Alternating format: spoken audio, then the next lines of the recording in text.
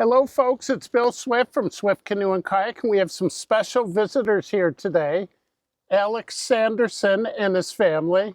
And Alex, you have been on an extraordinary voyage. Yeah, it has been. Do you want to give the folks just a quick outline of what you've done in the past year and a half? The quick background is we sold our farm October 11th, 2024. And so for the last 13 months, we've been on the road, 21 states and all provinces and territories except for Nunavut. And Wow. Here we are back at the beginning again. Haha. And you're heading back home for a breather again. Yep. Beautiful. And you have, I am sure you have so many stories, but 6 of you and your dog have been in this vehicle, and you've got this incredible setup where you put the boats up on top for the whole journey. Yep. And everyone always gets along? Always, yeah. Never bicker, never fight. Nice. So let's talk about the truck. Like, you conceptualized this rack system with the 3 canoes, and we just got some good footage of it. That's really cool, this setup. Yeah, I probably overcomplicated it for a while, thinking about how to do it, and then it just sort of became simple, and we put it up there, and it's been working great. I really like that we, when you got the boats originally, you've got the kayak blocks too. Yeah. And put them on the racks. That really makes it a lot easier, It doesn't seemed it? to make the right shape, so it nested in there proper. Yeah, beautiful. And because you've got all your gear with you, you want to utilize all the storage you can, and even the canoe here. I see you've got your paddles and your life jackets in. Yeah, well, we needed every inch to get everybody and all the gear in. So, Alex, let's talk about the 3 canoes, because when you called us up and told us you were selling the farm, and canoes, you wanted to travel back and forth across Canada, but canoes was an important part of the voyage for you.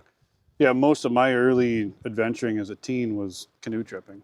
So it had to be part of it, and a fairly major part. And the other part was that I wanted to get the canoes into all of Canada's oceans. So we did that too. That's incredible. So let's talk about that real quick. So you went out to the Atlantic Ocean? Yep. Yeah, we canoed amongst the icebergs and some seals in Newfoundland, around Vancouver Island, and even got the canoes in briefly on a fairly stormy day in the Arctic Ocean in Tuktoyaktuk. Beautiful. How long were you up there for? In the Arctic, well, we were in the Yukon, started our Yukon. We went slowly through the Yukon to enjoy that, and we were up there for probably about a month and spent a few days north of Eagle Plains, between Eagle Plains and the Arctic. Yeah, beautiful. Just this country has so much to offer. The whole place, yeah. Yeah. The whole country. And you've homeschooled your kids the whole way through all this. And we've been doing that for a few years. This is probably the biggest education they've received. Yeah, exactly. You and I talked about this before, the founder of the North Face and the Mark Twain quote. Yeah. Don't let school get in the way of a good education. Yeah. Well, we haven't. Nice. Beautiful. Now, the canoes themselves, you have Prospector 16s, and that's proved to be a good choice for you? Probably the perfect choice, yeah. Yeah, between the tripping, where we needed them to be light canoes for the whole family to be able to portage them, and handling a little bit of rivers and a little bit of rough water, ocean waves and choppy lakes, it will do it all. Yeah, it's such a nice design. Yeah. Now, I love this. You asked us to add this thwart so you could put the mount package on it. And you even have this set up right now where you can measure the fish when you pull them in. Yep, those are our markers for staying within slot size.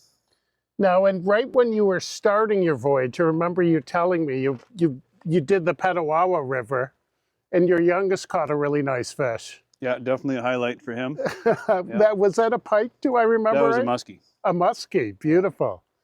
Now, what type of fish have you fished in the oceans? Have you had some good luck there as well? Oh yeah, lots of good luck. So redfish, alligator gar, mangrove snapper, lingcod, salmon. We've tried to cover everything that we could. And you told me also you said 21 states. You went to some beautiful places in the U.S. Starting in the winter, in January January, February, we went down through Missouri into Texas, Oklahoma, as far as Arizona and Utah. and then back down to Texas and over around the Gulf to Florida. Yeah, and some of the fish you were just naming are definitely warm water fish. Oh yeah, definitely. Yeah, we spent a lot of time in there. Excellent. Now, if you were going to talk to other families that were thinking of doing, like, this is incredible what you've done with your family. Do you have things that you've learned along the way, some advice to other families that were going to do something like this? Don't expect it to be easy, but it's definitely worth it. Don't let fear stand in your way. Yeah, go for it. Go for it. Yeah, definitely go for it. And the kids are loving it. I would say they are, yeah. All right, well, we'll get them to talk a little bit too. But this is incredible. So, Alex, thank you for showing up here on your way back. And we've got some beautiful footage of the vehicle and the boats. And cheers to such an incredible trip that you've been on. Thanks for being part of it. All right. So here is the Sanderson clan, back from an extraordinary voyage. And we're going to just have a little bit of fun with these guys and have them tell us a little bit about this incredible trip they've been on in snippets. And Gordon, you're going to start. Talk a little bit about what maybe is a highlight of the trip for you or something that you've really enjoyed. Probably for me would be bass fishing in Quetico Provincial Park and salmon fishing in Vancouver Island, BC. And you caught some good fish in both places? Got some nice bass, and we caught lots of sockeye salmon. And do you clean them and eat them? And Not the salmon, but we did try some bass, and it was quite good. excellent. Fishing. So you love fishing. All right. How about Cyril next? Cyril, what are you going to tell us about? Similar to Gordon, fishing, but down south on the Gulf. I caught a really nice alligator gar and multiple other species of fish. Okay, beautiful. And Sam, how about you? I know that you started the trip with a good fish story. Do you want to? Mine was probably catching the muskie on the Petawawa River in October, and also catching a 4-pound bass in Quetico Park. And tell the folks, how big was the muskie you caught? Like, 30 it was pretty big. 30 inches. 30. Did you weigh it? We didn't have a scale. No? Okay. How about Mom?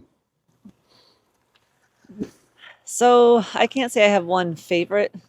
I have a lot of highlights from the trip, and I guess just being able to, put on over 70,000 kilometers, and seeing the difference from ocean to ocean to ocean was pretty amazing. I guess I loved the warmth and the difference of the scenery in southern, like in the States, and I really liked the Yukon. It's just that the wildness of that territory was pretty awesome, and those are probably like the hiking, the canoeing, all of it.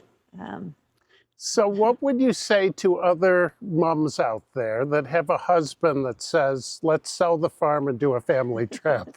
I would say go for it.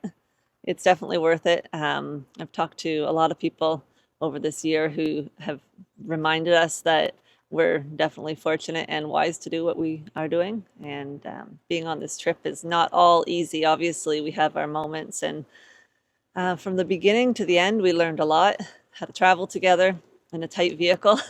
You didn't have a lot of elbow room.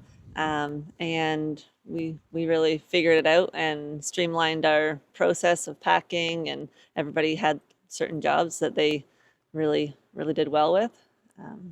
So I would say go for it. It's not going to be easy, but if it was easy, everybody would do it.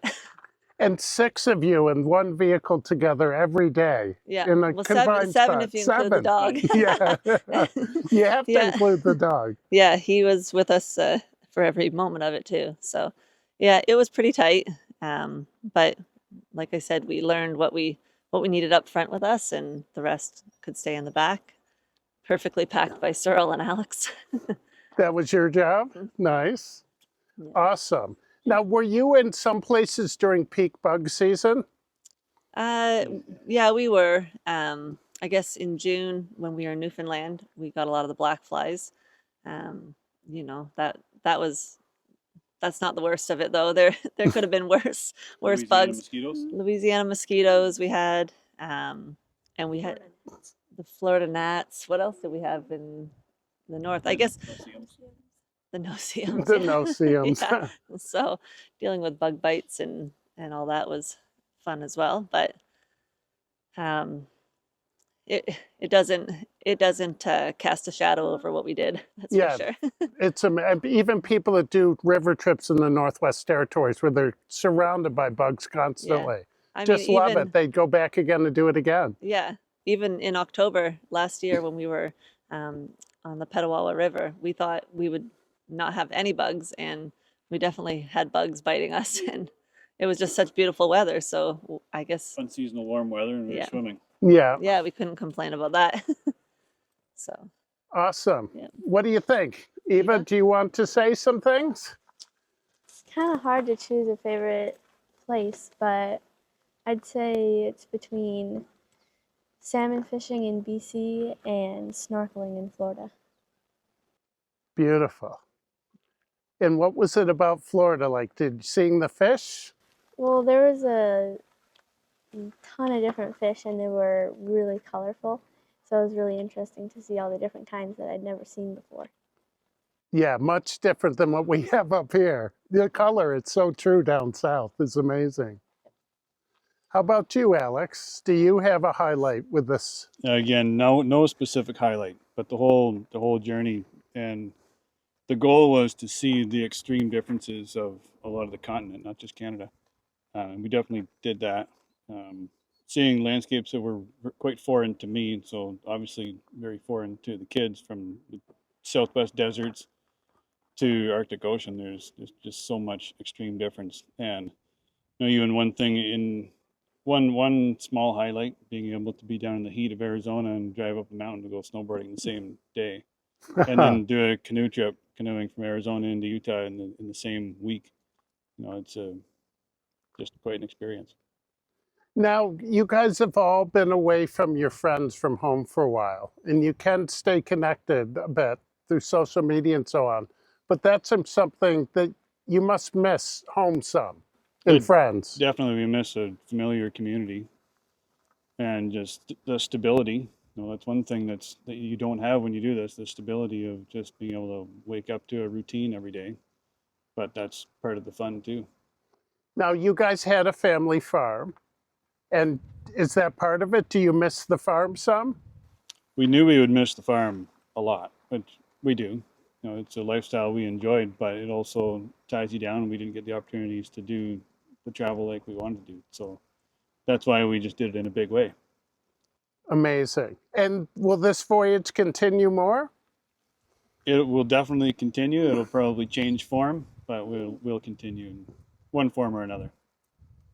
Beautiful.